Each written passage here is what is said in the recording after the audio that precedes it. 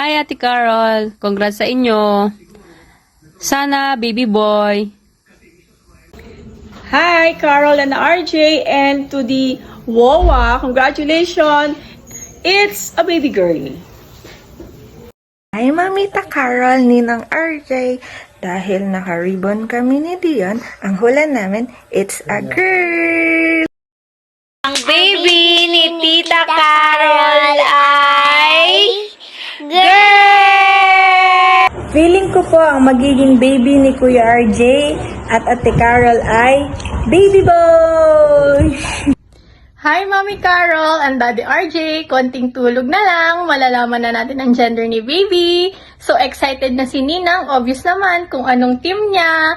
Team Baby Girl. See you soon, baby. Alam ko kamukha ka ni Ninang.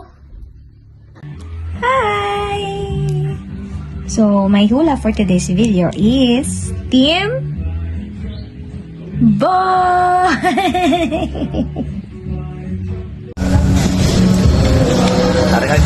Mari Carol, ang hula mo na magiging anak nyo ay it's a boy.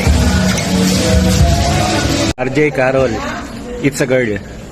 Pre, may anak mo si RJ, anong hula mo? Ha?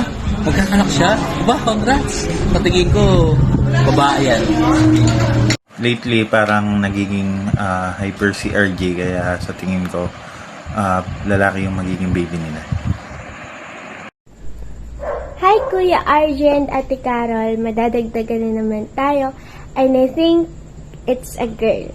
So sana maging kasing ganda and cute ko siya. Bye-bye! Hi, baby! It's Tita Van and Ate Ian! and we think you're a Baby boy! Hello, kung tatanungin ako kung girl or boy ba ang anak ni Ate Carol at ni RJ, I think it is a boy. Hi guys, ang hula ko sa anak ni Ate Carol at ni Kuya RJ ay babae. Sa akin, lalaki. Ako ay babae. Sa akin ay lalaki. I want Ninang's baby to be a girl. Are you sure? Yes? Okay. Ang tanong ay babae o lalaki ang magiging apo ni Lola. Sa tingin ko, laging pag-aang ilong. Ako ay lalaki. It's a boy. Ining, it's a boy. Yun lang.